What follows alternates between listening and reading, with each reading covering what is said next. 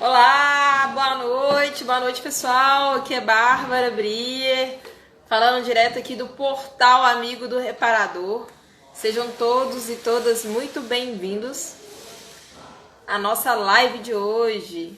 Ei, Pati, seja bem-vinda, Leon, seja bem-vindo, Vitor. Sejam todos muito bem-vindos. Hoje a gente vai conversar sobre os desafios e inovação do setor de autopeças, né, com um especialista da área aqui de Minas Gerais, Belo Horizonte, que está há muito tempo aí no ramo, que é o Thales Damião. Ele é gerente de uma filial aqui do Grupo Real, né, que quem conhece aí o Grupo Real, que tem a Real Motopeça, o Grupo de Zap. Então a gente vai falar muito dessas tendências para vocês se prepararem e entenderem um pouco da nossa história brasileira também, toda essa evolução da autopeça e como que a gente tem que ver os próximos horizontes, né? Como que a gente pode desenhar as nossas estratégias para a gente se preparar, principalmente nesse momento aqui, que a gente está passando de grandes desafios para todos os setores, inclusive o nosso do setor da reparação automotiva. O Thales, ele já está entrando, que eu vou chamar ele aqui.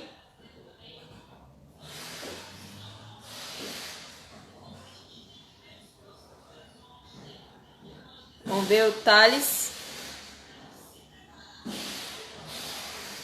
Ó, o Thales já entrou, vou chamar ele aqui. Vamos lá. Para quem não conhece, o Portal Amigo do Reparador é uma iniciativa para o desenvolvimento do reparador e do setor. Olá, Thales. Boa noite. Olá, Bárbara. Boa noite. Como é que vai? Tudo bem? Tudo ótimo, graças a Deus. Tudo bem. Obrigada pela sua presença aqui com a gente. Fico muito feliz de ter aceito o convite. E é Eu uma que grande agradeço. responsabilidade aí. Eu que agradeço. É um prazer estar aqui falando para os seus seguidores, para os nossos parceiros, para os nossos clientes, os nossos colegas fornecedores do Grupo Real e do Portal Amigo do Reparador. Esse trabalho bacana, maravilhoso que vocês fazem aí. Fico feliz. Thales, antes da gente começar o nosso bate-papo sobre desafios e inovação no setor da autopeça, conta um pouquinho da tua história, como que você entrou nesse setor. Sei que você tem bastante tempo aí de experiência, né? Compartilha com a gente. Bom, Bárbara, eu estou no segmento de autopeças, né, já tem 23 anos no setor da distribuição. Já passei por alguns distribuidores de autopeças aqui em Minas Gerais, em São Paulo, na Bahia. E estamos nessa estrada aí, ajudando, trabalhando aí no desenvolvimento do segmento automotivo, do segmento de autopeças, com os nossos clientes, os nossos parceiros.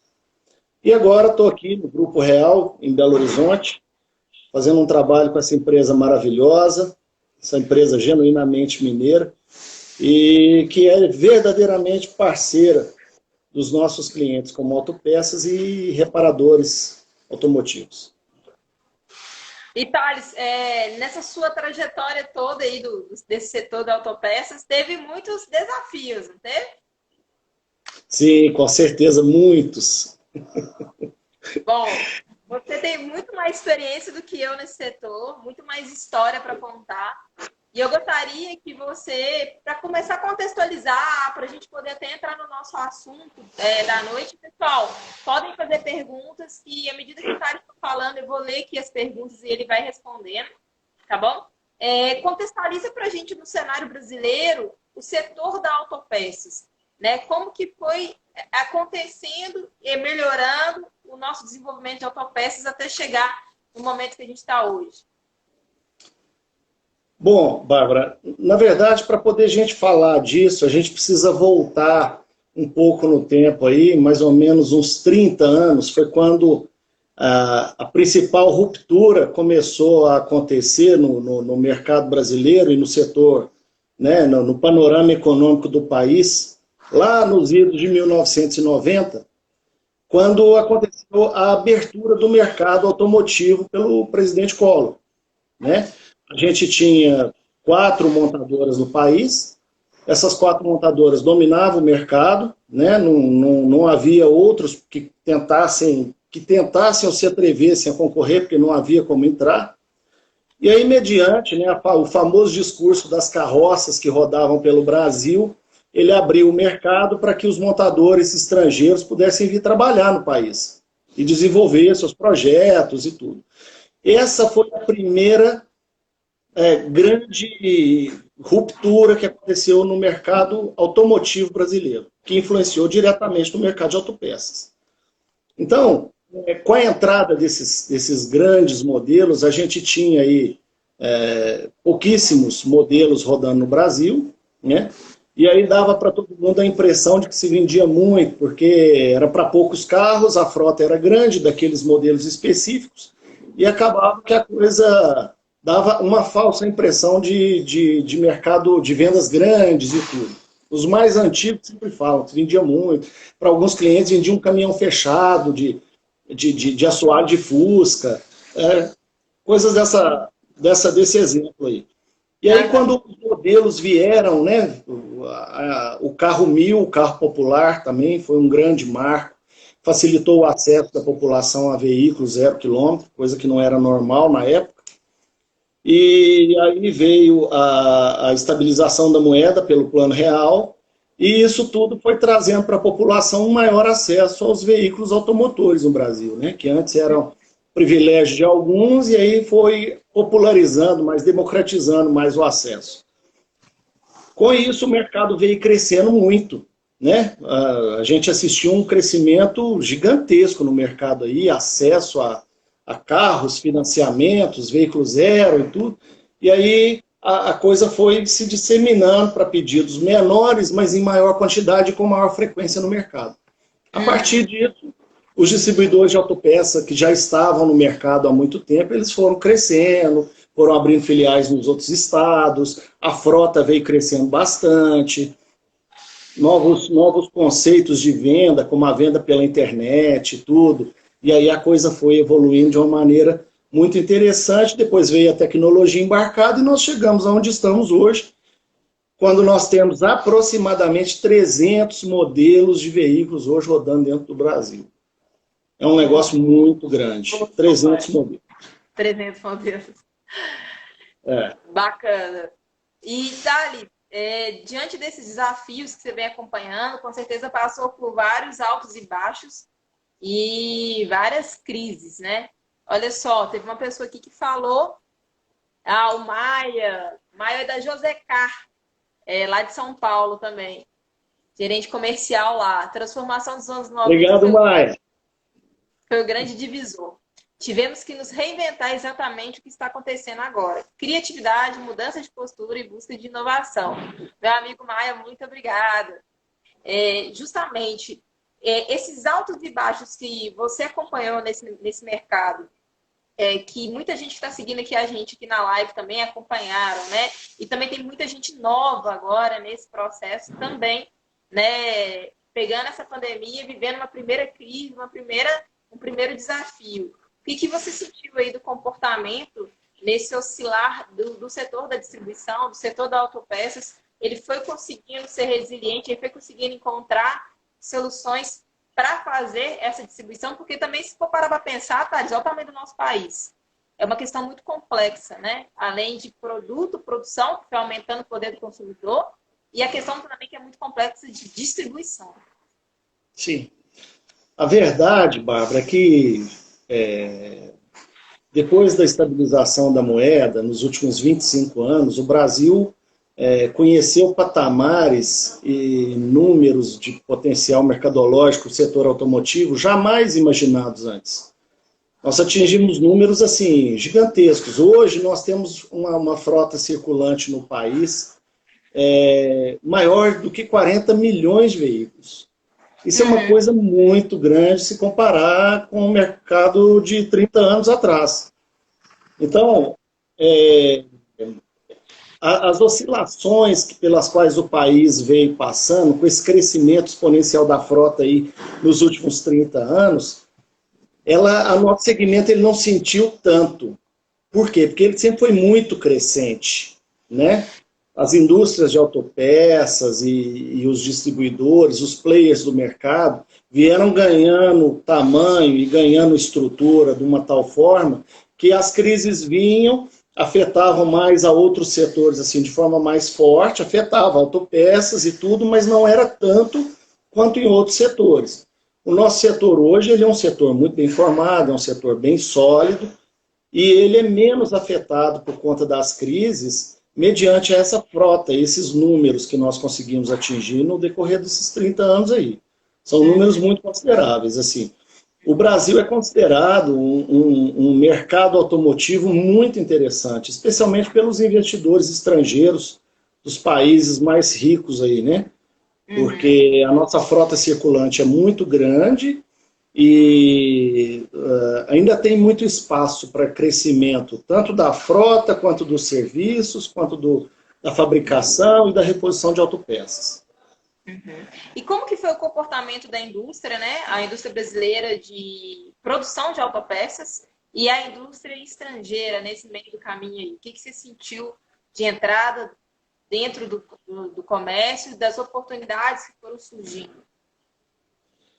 Na verdade, os grandes fabricantes de autopeças, Bárbara, experimentaram no início dos anos 2000, 2002, 2003 aí, houve um movimento muito grande no mercado de autopeças no sentido de fabricar na China. Os custos eram extremamente interessantes, né? A tributação era muito mais atrativa do que a brasileira, e acabou que houve um movimento grande de migração das indústrias para a China. Não só no Brasil, se você for olhar isso, aconteceu no mundo inteiro, né? O mundo inteiro migrou para a China atrás de uma comodidade de custos interessante, uma competitividade, né? Os governos em si não fizeram lá muita coisa para impedir e a coisa foi evoluindo de uma maneira. Hoje nós estamos vendo uma situação totalmente consequência disso, né? A China teve um problema agora com essa situação da crise do Covid, um desabastecimento forte, porque eles ficaram muito tempo sem fabricar lá, exatamente por causa do lockdown deles, da paralisação, e isso está impactando em todos os mercados do mundo. A mercadoria não está conseguindo chegar com aquela mesma agilidade, com aquela mesma fluidez que tinha antes. Então, hoje nós pagamos pelo movimento da desindustrialização no setor de autopeças, muito da migração da China, né? E essas crises, essas pandemias e tudo, está mostrando para a gente que o melhor seria que a produção tivesse aqui. Talvez hoje a gente estivesse enfrentando uma facilidade maior com relação ao acesso, né? Ao que tudo indica, as indústrias que estão ainda 100% brasileiras, talvez tenham uma condição melhor de fornecimento do que as que estão trazendo mercadoria ainda da China. Bacana, entendi. E falando assim dos desafios, né, e inovação, né, também já falar das dificuldades, mas também de coisa boa, né, que a gente está aqui para falar das coisas boas também. Tanto para o setor da autopeças, né, para os autopeças, quais são as questões que você está vendo aí de inovação e os desafios que eles estão tendo para conseguir inovar, para conseguir trazer essa inovação à medida desses anos, do que foi a evolução aí da distribuição de peças e autopeças no Brasil.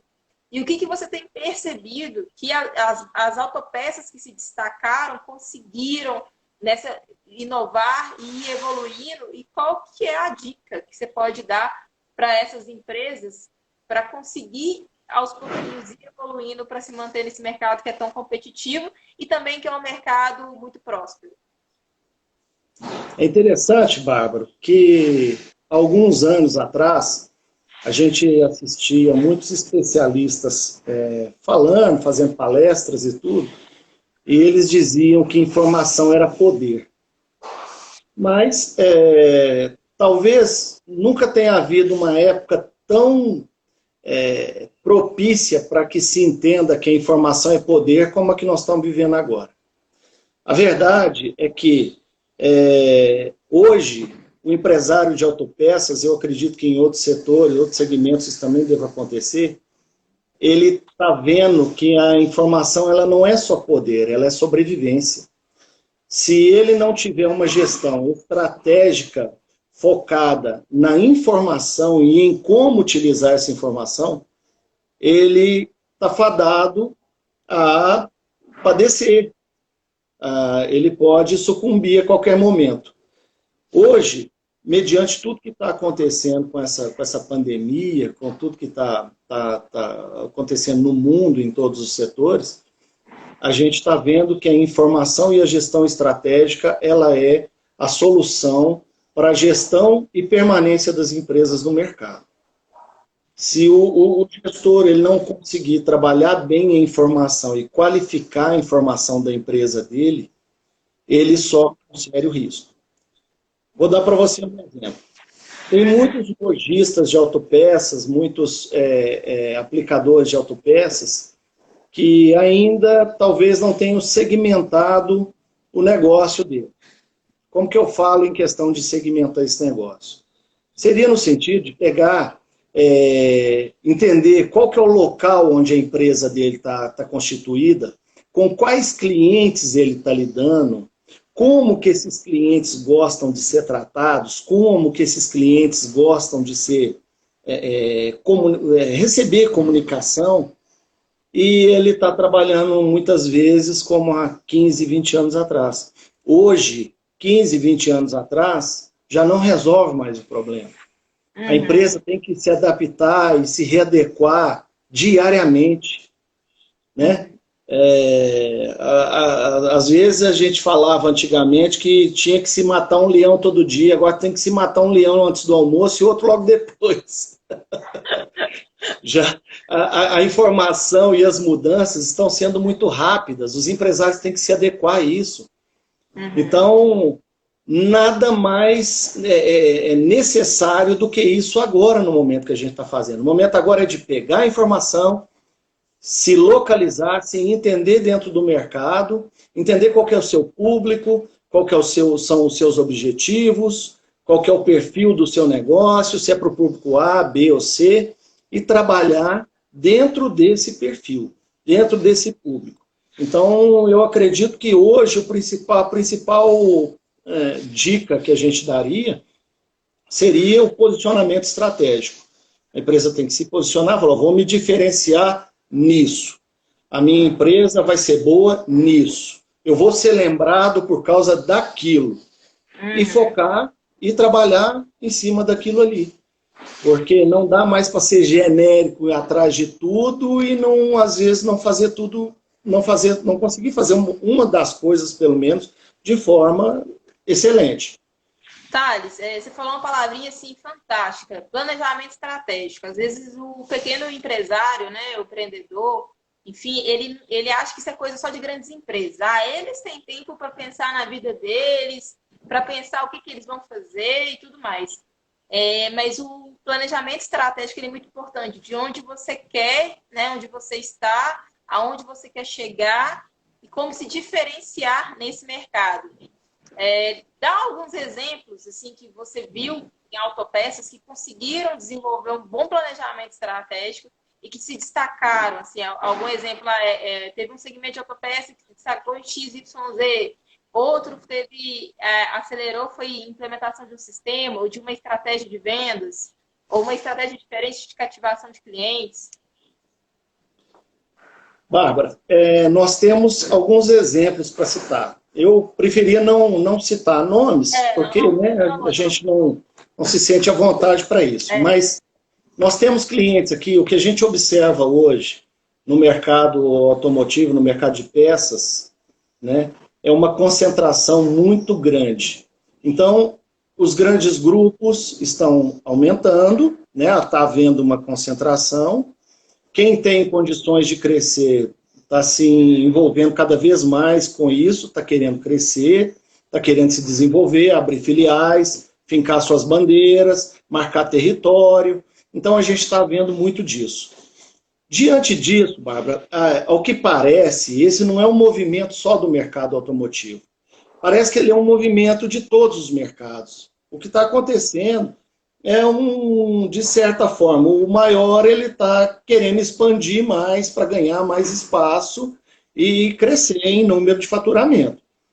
Aí, às vezes, alguns clientes perguntam, mas dá para sobreviver com isso? Eu não sou grande como o concorrente A, ou B, ou C. Como é que eu vou sobreviver?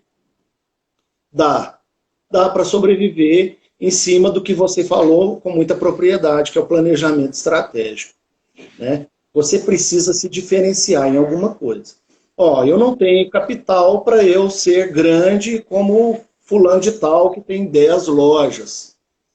Mas eu tenho uma loja sólida, eu tenho uma loja financeiramente viável, uma loja boa, e eu quero permanecer no mercado. Então eu tenho que criar uma identidade com os meus clientes, eu tenho que criar uma identidade com o mercado, eu tenho que ser lembrado por uma referência que eu criei para poder estar sobrevivendo e poder estar expandindo. Tem clientes aqui em Belo Horizonte, assim, que eu sou um entusiasta e fico muito satisfeito de ver, porque às vezes o cliente fala conosco, ó, o cliente fulano de tal é um cliente grande, está próximo de mim, mas não me incomoda. Que legal. Por quê? Porque eu já notei que ele trabalha muito a curva A. Então, eu invisto em ter no meu estoque a curva B, C, D, que eu faço uma margem boa, o cliente que vai lá não vai encontrar esse produto, e às vezes ele mesmo, que é grande e sabe que não vai ter, indica esse cliente para procurar na minha loja, porque sabe que eu tenho. Então, como é que ele faz um trabalho? Ele faz um trabalho contornando os obstáculos do mercado, é um trabalho inteligente. É o trabalho da informação, do planejamento estratégico, do posicionamento estratégico. Qual que é o meu posicionamento estratégico? Meu posicionamento estratégico vai ser o de ter um estoque completo, uma gestão boa de estoque e uma margem mais sadia do que os outros que brigam na curva A e às vezes tem uma margem mais apertada. E assim eles sobrevivem e vão bem, sabe? A gente vê casos de clientes aí que estão indo muito bem, estão expandindo. Às vezes o cliente não quer abrir filiais, aumentar, expandir muito as operações dele. No entanto, ele consegue fazer uma margem sadia, trabalhar bem com seus funcionários e conseguir um faturamento interessante. Deixa eu te perguntar, qual o comportamento, né? Assim, a questão de ser empresário, né? Além da questão da gestão, mas qual o comportamento que você vê em uma gestão de autopeças e tudo mais, que você vê que não é um comportamento bom, é um comportamento assim, que vai fazer retroceder. Ele precisa se desenvolver, se capacitar melhor em qual área. Né? Eu falo assim, a questão do gestor. Se ele não sabe visualizar o mercado, porque às vezes a gente abre a autopeça e não, eu vou vender A para ganhar 300%. E aí quer vender tudo, né? Porque fica afobado, quer vender de tudo. E aí se perde. E aí você falou, isso também acontece no setor da reparação. Ser especialista, se diferenciar, ter, né, outros diferenciais, né? Enfim, assim como tem lá o selo Oficina Amiga da Mulher, puxando sardinha para o meu lado, mas tem a questão da oficina, a tratativa, atendimento, a postura, toda a questão ali da oficina também está pronta para entregar o serviço, pronto com a peça na mão, faz todo um diferencial. Mas o que você vê assim, em comportamentos que precisam ser mudados de gestores de autopeças, para que eles possam se desenvolver melhor e evoluir aí no negócio deles? Bárbara, na minha humilde opinião, o que eu vejo como um comportamento que precisa assim, muito ser mudado e que às vezes falta, é a visão do que se faz. Muitos dos nossos clientes acham que vendem peças. E nenhum de nós vende só peças.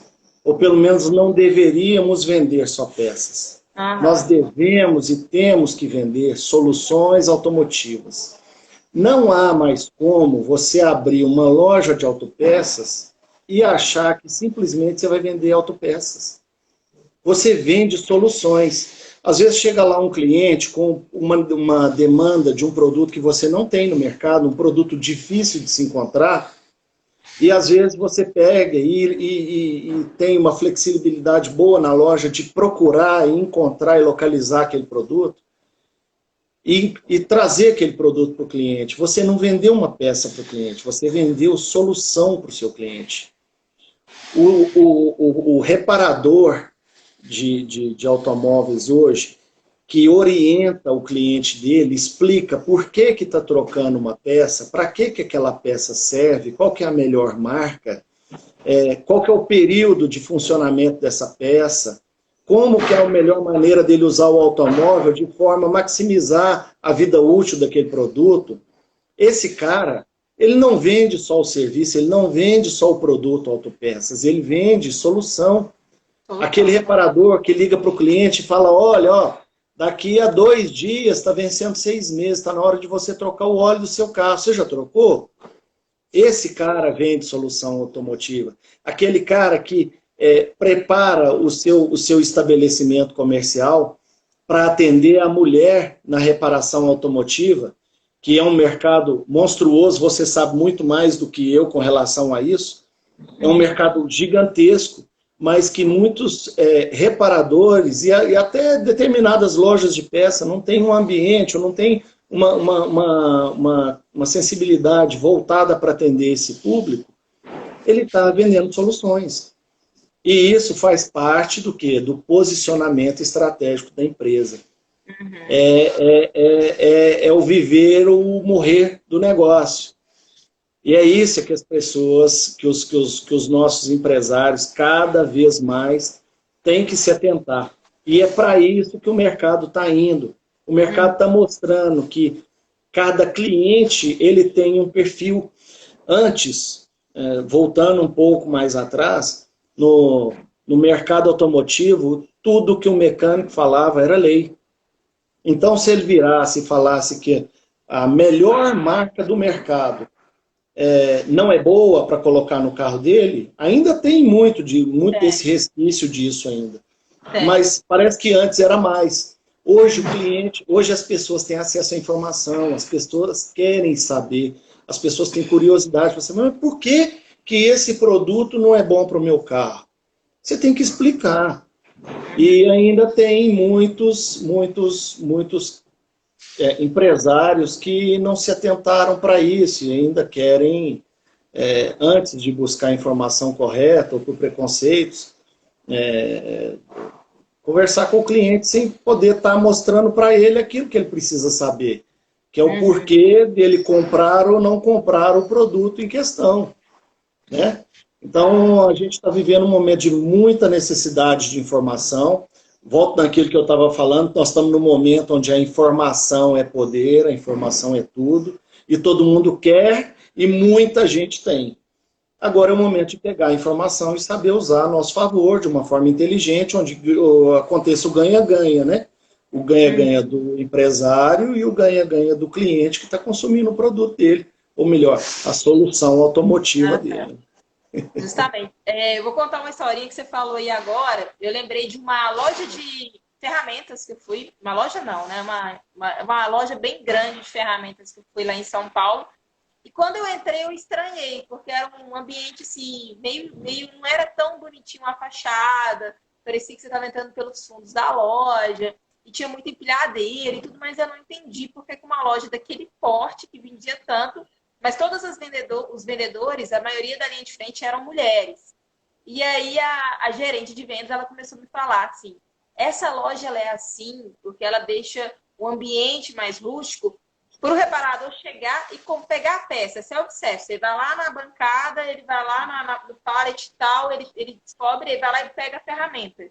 E lá eles vendem muito ferramenta porque eles entenderam como que o mecânico se sente à vontade para comprar ferramenta. Então, é uma loja que eles entram, eles podem estar sujos ou não, eles se sentem à vontade para entrar naquele ambiente, então eles conseguiram ler o reparador vai lá e desce a ônibus para comprar ferramenta nessa loja lá em São Paulo, e no final, na ponta, na venda consultiva, são as mulheres que estão na ponta. Que aí elas vão ajudando na venda consultiva dessas ferramentas. Então, assim, eu achei assim, uma sacada fantástica. A loja ela não muda o estilo dela. Podia ser mais bonito, colocar um vidro. Não. vai deixar até mais intimidador para o reparador que vai lá, que às vezes é um reparador mais simples, vem ônibus de todo o Brasil para comprar a ferramenta lá. E eu achei interessante, que é muito na linha que você falou, né? Eles estudaram, eles entenderam quem que é o cliente deles, eles se diferenciaram de deixar toda a linha de atendimento com vendedores, com as mulheres, e se diferenciaram de deixar aquele formato de self-service ali para a venda de ferramentas. E é o que você está falando. A gente tem que estudar, não tem como, se especializar e ter uma linha de frente de atendimento, uma linha de frente consultiva, né? Que a gente vai vender uma solução. O cliente, ele quer falar, ele quer ter opções, né? E a informação está muito a favor do cliente. Então, ele pode pesquisar tudo que ele quiser na internet e vai contra-argumentar com o vendedor, com quem está no balcão, com o mecânico, ele vai argumentar. E a gente tem que estar mais preparado para esse momento, né? Então, sai na frente, quem sabe cativar, quem sabe quem que é seu público, qual mercado ele quer chegar, então está muito bem determinado. Não, eu quero, por exemplo, vender uma peça Fiat, é um exemplo. Você é especialista em peças Fiat de carros antigos, é um exemplo. Então, eu sei me diferenciar, eu sei quem que eu vou cativar, eu sei onde eu vou buscar, e minha equipe ela vai estar muito bem treinada para saber qual é a peça X, Y e tal, do 147 do ano tal, um exemplo. E vai saber atender com excelência. Então, é muito isso que você está falando. Aproveitar aqui, Thales, está cheio de perguntas para você aqui. Vou ler algumas perguntas. Vamos lá. Eu vou falar algumas coisas, vou meio que falar na ordem inversa aqui. Grande Thales, Laércio Andrade. Vamos lá. Teve bastante perguntas. Abraço, Laércio. Davidson falou que sempre tem que inovar no atendimento. Ari falou muito bom. Robson Neila falou, me identifiquei nesse comentário. Ana Júlia Barbacena. Não, eu sou o Weber Domingos de Barbacena. A Patrícia falou que toda empresa só tem sentido se for para resolver um problema do cliente. Paulo HS Bernardes falou que parar com gestão paternalista e sim voltada para resultados. Isso. Você quer fazer um comentário sobre isso, Thales? Sim, com certeza. O que o empresário tem que entender é que uma empresa ela vive de resultados. Ela vive de lucro, ela tem que dar lucro, né? Nós temos que sair daquela endemonização do lucro, porque o lucro é o que faz as empresas sobreviverem e prosperarem. Não há como nenhuma empresa sobreviver sem lucro. Do contrário, ela seria uma ONG ou então uma entidade sem fins lucrativos, o que não daria a ela nenhum poder, nenhuma condição de competitividade. Então, essa é uma situação que a gente ainda precisa evoluir bastante no nosso mercado, né, especialmente nas médias e nas pequenas empresas, de que o empresário, assim como todo o corpo funcional dele, tem que estar voltado para o resultado. Desde o faxineiro até o proprietário da empresa. Ele tem que vender, ele tem que pensar no que faz dinheiro entrar dentro daquela empresa e trabalhar para isso, né? Então, para isso, a informação precisa chegar muito clara, ela precisa ser disseminada, ela precisa ser lembrada, repetida, todos os dias, para que todos estejam envolvidos na busca daquele resultado. Não vai adiantar nada. Não adianta o faxineiro saber por que ele está faxinando, para que ele tem que manter uma sala de espera limpa, um espaço de balcão, onde o cliente chega no balcão para fazer a compra na loja limpo, se ele não entende que aquilo ali é o que vai fazer o cliente se sentir bem naquele ambiente. Um ambiente limpo, um ambiente cheiroso, uma empresa asseada que vai dar uma impressão boa para o cliente, vai fazer com que ele fale bem dessa empresa e queira retornar a ela para fazer novas compras. Então, isso é importantíssimo. É importante que todos estejam cientes daquilo que estão fazendo. Existe uma velha história, Bárbara, uma fábulazinha antiga que eu gosto de ilustrar, que uma pessoa chegou numa construção e perguntou para 3 obreiros diferentes dessa construção o que eles faziam ali. Um falou, os 3 estavam fazendo o mesmo serviço, tá? Um falou, eu estou virando massa, fazendo cimento. O outro disse, eu estou preparando essa massa para fazer uma parede. E o terceiro disse, eu estou ajudando a construir uma catedral. O que falou que estava ajudando a construir a catedral sabia o que estava fazendo ali. Os demais sabiam só em parte. Então, a gente precisa partir para o propósito de que os funcionários saibam o que eles estão fazendo na empresa. Para que eles estão ali? Por que é importante o trabalho deles? E onde que esse trabalho vai influenciar para a consecução do objetivo final, que é o principal, o macro da empresa. É aí que entra a comunicação, é aí que entra a importância de se conversar com os clientes, e é aí que entra a gestão de resultados. Fora a gestão paternalista e a gestão de resultados. Muito bom, justamente. E isso que você falou é algo que eu trabalho também muito lá no Ciro da Oficina Amiga da Mulher. Tem a questão da gestão de números, resultado, administração, processos. Tem que controlar tudo que sai, tudo que entra, né? Isso é muito importante. Lucro, custo variável, custo fixo, isso é importante. Isso é processo, isso é parametrizado, isso é método. Só que a gente precisa também ter a postura de lembrar por que a gente está ali. Lembrar qual é o objetivo e comunicar. Isso tem que passar, isso tem que vir da alta, né? Da alta administração até para baixa, até para todas as pessoas. Porque para mostrar que a gente, como equipe, a gente tem que trazer esse resultado. Do bom café, de uma boa sala de atendimento, de receber o cliente lá na calçada, que às vezes o cliente já está na calçada, está olhando para você, você pega o cliente, dá um sorriso, dá um bom atendimento, explica, leva para o melhor especialista, o melhor vendedor, vai falar da dúvida, da dor daquele cliente e ter essa positividade também ali de querer fazer a diferença, né? De não ser só um trabalho por ser um trabalho. Eu vejo que muito é esse o diferencial também dentro das oficinas mecânicas, principalmente a oficina mecânica que vira uma família, não tem como. Eu sei que a Autopeça também deve, né, ter muitas famílias aí que desenvolvem, né? Passa pai para filho, sobrinho, trabalha junto. E a oficina mecânica ainda mais, né? Foi passando de pai para filho, família, filha.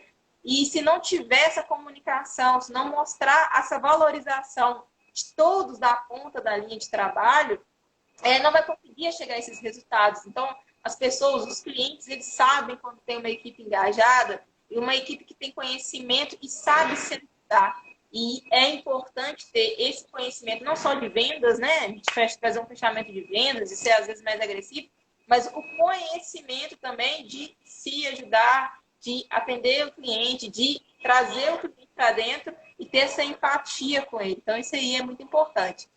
Thales, tem uma pergunta aqui da Maiara Tonelli, que fala assim: Thales, você acha que haveria possibilidade de uma revolução industrial no Brasil pós-pandemia? Boa noite, Maiara, tudo bem? Obrigado pela sua pergunta. E eu vou te dizer que, particularmente, eu sonho com isso, viu? Porque eu, como brasileiro e patriota, e agora ainda mais com a pandemia, com o que a pandemia mostrou, de que a nossa dependência estrangeira ela precisa ser diminuída do ponto de vista econômico-financeiro, macroeconômico, né? Agora era o momento do governo estar enxergando isso, e o governo e os nossos parlamentares de estar criando condições de incentivar os nossos empresários a voltar a produzir no Brasil. Isso é de suma importância. Eu acredito que todos os países do mundo enxergaram isso agora de uma forma ou de outra, né? No início dos anos 2000, quando a gente viu a migração das indústrias brasileiras para a China, tinha gente que falava: meu Deus do céu, pelo amor de Deus, isso vai custar muito caro, não se deve fazer isso de forma nenhuma, e a China um dia vai cobrar por isso, porque esses países asiáticos que estão levando as indústrias vão adquirir o know-how de fabricação e depois vão cobrar por ele. De uma forma ou de outra, isso acabou meio que acontecendo agora, né? A gente se tornou um pouco que refém aí na parte econômica, e as indústrias de autopeça, muitas migraram para países asiáticos por conta de custo de produção e competitividade, de preço e tudo. Caberia agora aos nossos governantes estar entendendo isso e criando mecanismos de atração desse pessoal de volta, porque seria bom para todo mundo, né? Bacana. Thales, tem mais uma pergunta aqui do Jarbas Veloso, que ele fala assim: Thales, você vê a oportunidade de crescimento da Real enxergando que é uma empresa que tem muito estoque espalhado pelo país? Se isso pode ser um divisor entre os distribuidores regionais e os nacionais? Jarbas, obrigado pela sua pergunta aí, é um prazer estar podendo te responder, tá?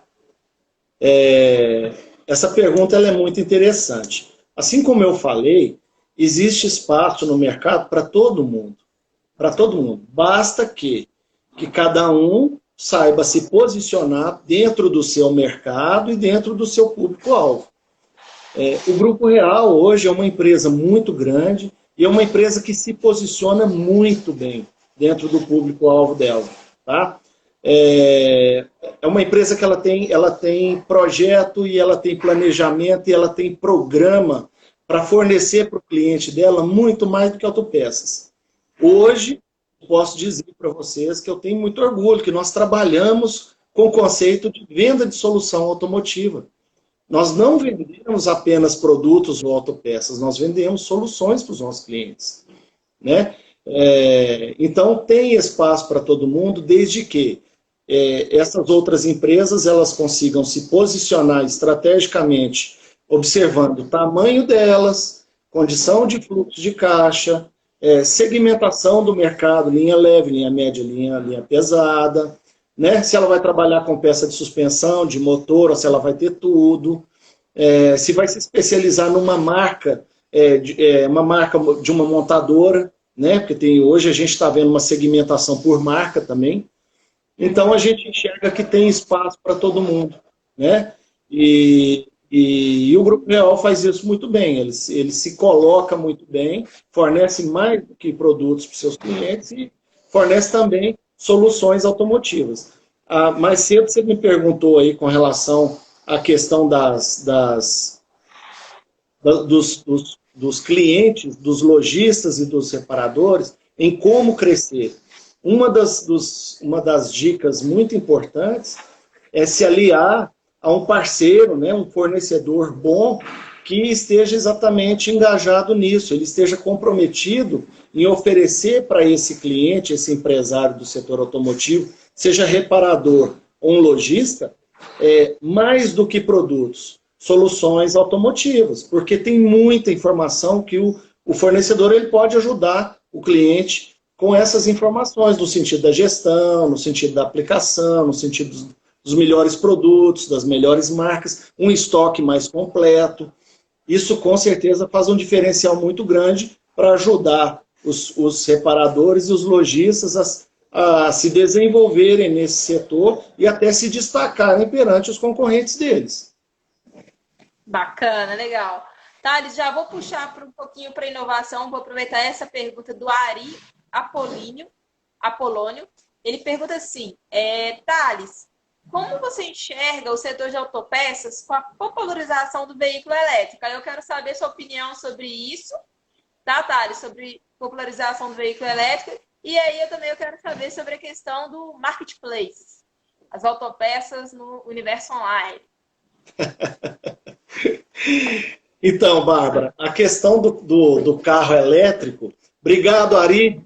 Obrigado pela sua pergunta aí, meu amigo. Ari é um amigo antigo e é bom falar para você aí, meu amigão. Uma honra ter você conosco. A situação do carro elétrico ela é a seguinte. Ela já é uma realidade nos países mais desenvolvidos do mundo aí. Na Europa já tem uma frota de carro elétrico considerável, bem grande, né? No Brasil a gente ainda tem algumas dificuldades com relação a isso aí, que talvez leve um certo tempo para a gente poder superar. Por exemplo, a nossa infraestrutura, por exemplo, para carro elétrico ainda é uma infraestrutura precária, né? O carro elétrico ele precisa se abastecer nas rodovias e nós temos também o monopólio do petróleo, que também não é uma coisa fácil de ser derrubada, porque o maior interessado é o governo, né? O governo é quem se beneficia mais da exploração do petróleo no nosso país. Por outro lado, já estamos recebendo aí uma boa leva de carros, de veículos híbridos, né, que são os veículos movidos a gasolina e a energia elétrica. Eles são muito mais econômicos e apresentam um desempenho muito interessante perante os carros normais que nós temos rodando na frota hoje, movidos a combustão.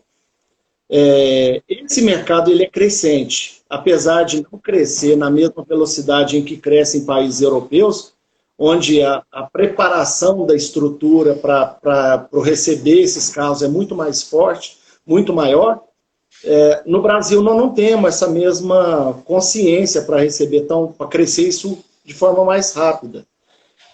No entanto, ele é uma realidade, ele veio para ficar, tá? A tendência é só de crescer, mesmo que seja um pouco mais lento, mas não vai voltar, assim como a injeção eletrônica começou lá em 1990, e que muita gente disse, isso aí não vai para frente, muito complicado, isso não funciona e tudo.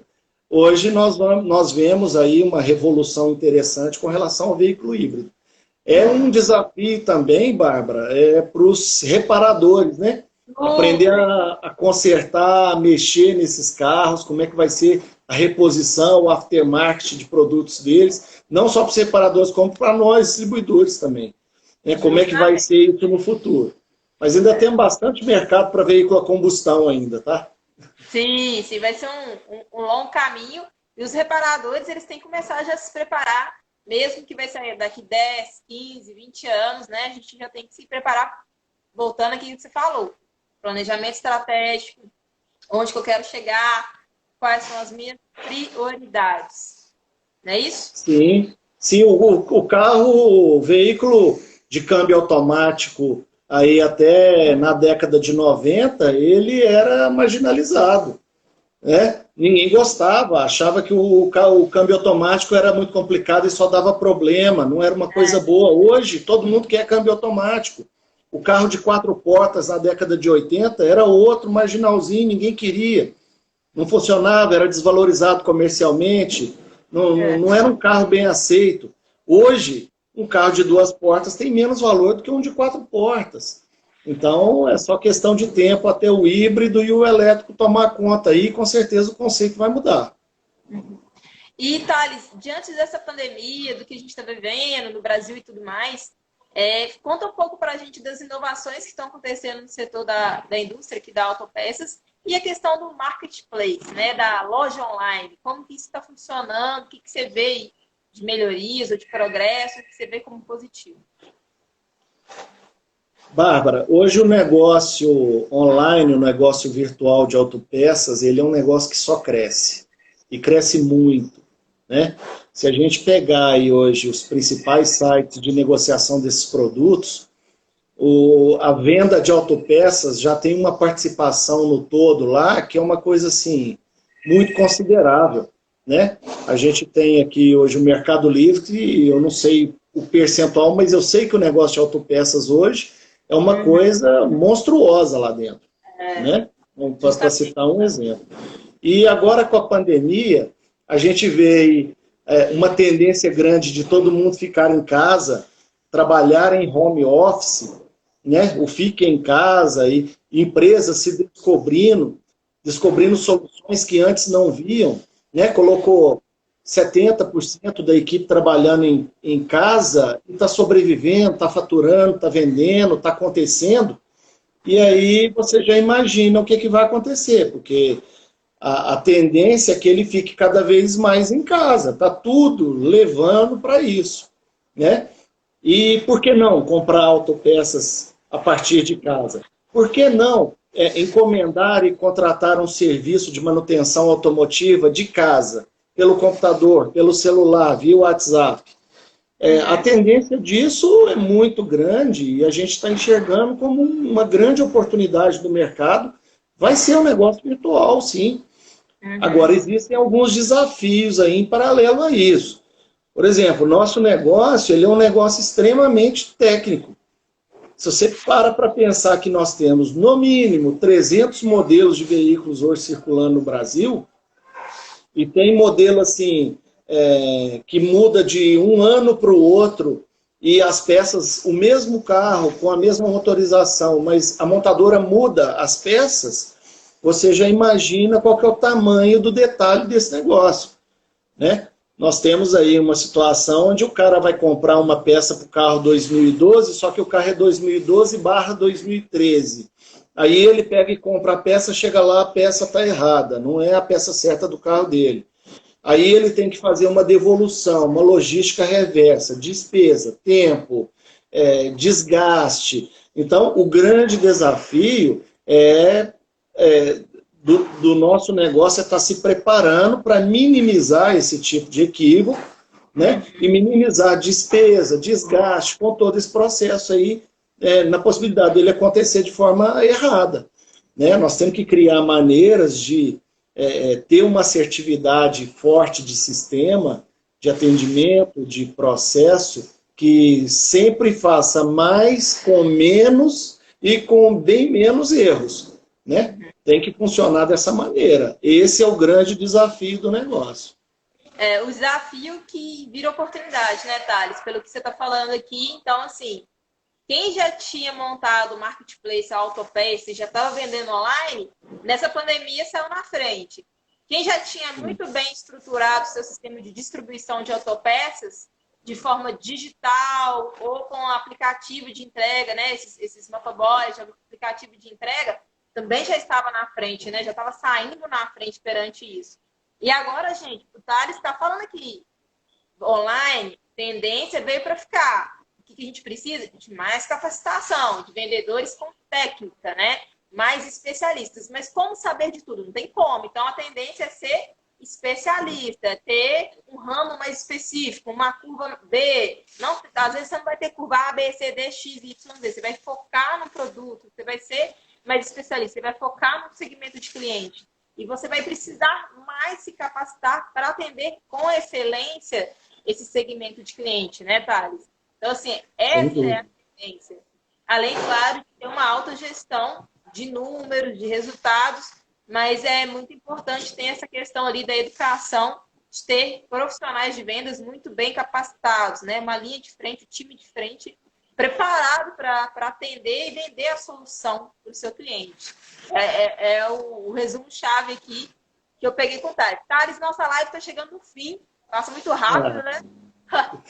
Vai ter uma pergunta aqui para você. Vai falar um pouquinho do Grupo Real aqui. O Henrique Chaves, ele está perguntando, Thales, como você vê o Grupo Real daqui a 5 anos, tanto filial BH quanto a nível Brasil? Henrique, boa noite, obrigado pela pergunta, vai ser um prazer te responder, tá? Obrigado pela presença aí também. Olha, a nossa empresa é uma empresa mineira, né, Bárbara? Eu acho que você já conhece um pouco mais, né? É um orgulho nosso, porque é a única distribuidora de autopeças com abrangência nacional que tem, nascida, criada e madura aqui em Minas Gerais, né? É um orgulho muito grande para nós isso, e trabalhar nessa empresa, então, é mais orgulho ainda. A nossa empresa tem os objetivos dela, muito claros. O objetivo é se desenvolver com sustentabilidade e ajudar de forma muito efetiva o desenvolvimento do nosso mercado, dos nossos clientes. Como eu já havia falado antes, ela é uma empresa que ela não se preocupa, ela não se vê vendendo somente autopeças, nós vendemos solução automotiva.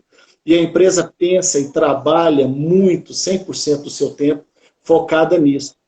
E isso é muito bom. Então, todas as ações dela são voltadas para esse objetivo, no objetivo de ajudar e de crescer com os nossos clientes e se tornar uma referência cada vez mais importante como o maior e melhor distribuidor de autopeças do país. Bacana. Thales, para a gente finalizar, né? Teve muitas pessoas que falaram aqui, Thiago Costa, muito bom. Ó, o nosso amigo Maia, aqui do PH, Maia, Marcos Maia, parabéns, Thales e Bárbara. Jaqueline Tude falou, somos peças fortes, estamos juntos. O pessoal da Real Motopeça, tá, ó, do Grupo Real tá aqui, hein? Estou gostando de ver. Pessoal falando bastante aqui. Pessoal do Nordeste, aqui, ó, de Aracaju, que eu conheci, Ponto Novo, Serviços, entrou. Bárbara Lamana, um abraço também lá de Aracaju. Júnior Custódio falou, né? Por isso nós no Grupo Real vendemos soluções, pois são muitos detalhes. André Doné, uma oficina amiga da mulher, também entrou aqui com a gente, um grande amigo. Henrique Chaves falou, né? Fiat, seus motores Torx, Evo, diversos. O Maia Comercial, lá da José Carlos, de São Paulo, falou, o principal produto do Mercado Livre, na hora que você falou de Mercado Livre. O pessoal interagiu aqui bastante com a gente, agradecendo também pela live. O pessoal pode perguntar, a gente está no finalzinho da live. Temos aí 4 minutos para a gente encerrar. Thales, deu o fechamento que você gostaria para a gente encerrar esse assunto, né? Porque já está chegando aqui no finalzinho da nossa live. Pode agradecer, pode comentar. Fique à vontade. O espaço agora é para você. Obrigado, Bárbara. Eu quero agradecer a todos que participaram da nossa live aí. Né? Com certeza, se as pessoas que tiveram despenderam esse tempo para estar participando, são pessoas que querem se inteirar mais, entender um pouco mais, né, para poder estar atuando melhor aí nas suas empresas. Obrigado por terem participado. Eu quero agradecer, Bárbara, pela oportunidade. Tá? Toda a oportunidade que nós pudermos de estar presentes para poder comunicar, ajudar os nossos clientes com algum tipo de informação, com algum tipo de solução que ele precisar. A nossa empresa é totalmente voltada para isso e os nossos funcionários também, né? Temos pessoas maravilhosas da nossa equipe aí que estiveram presentes, estão presentes conosco aí, podem testemunhar o que eu estou dizendo.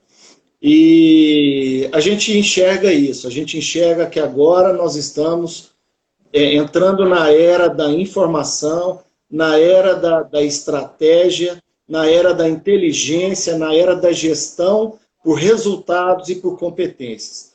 É aí que nós temos que nos diferenciarmos.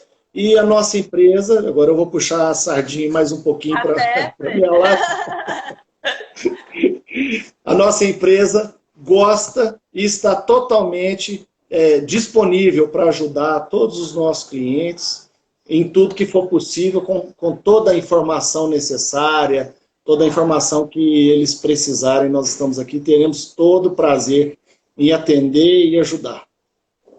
Aqui, ó, antes da nossa live cair, rapidinho, só essa daqui, ó, rapidinho, Thales.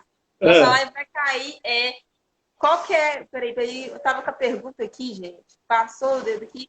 É a pergunta assim, para crescer nesse mercado, uma questão, qual que é o primeiro passo para eu crescer no mercado de autopeças? Faz um resumo aí para mim. Numa palavra? Uma palavra. Vontade. Ah, legal, bacana. Isso é o que move o mundo. Vontade é o que move o mundo. Se a pessoa não tem vontade, não adianta ter o resto. Bacana. Muito obrigada, Thales. Pessoal que está seguindo a gente aqui no Portal Amigo do Reparador, continue aqui com a gente. Uma vez por semana a gente vai ter uma live com autoridades do setor automotivo.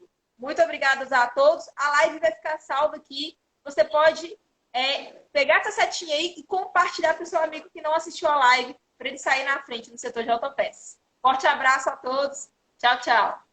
Obrigado.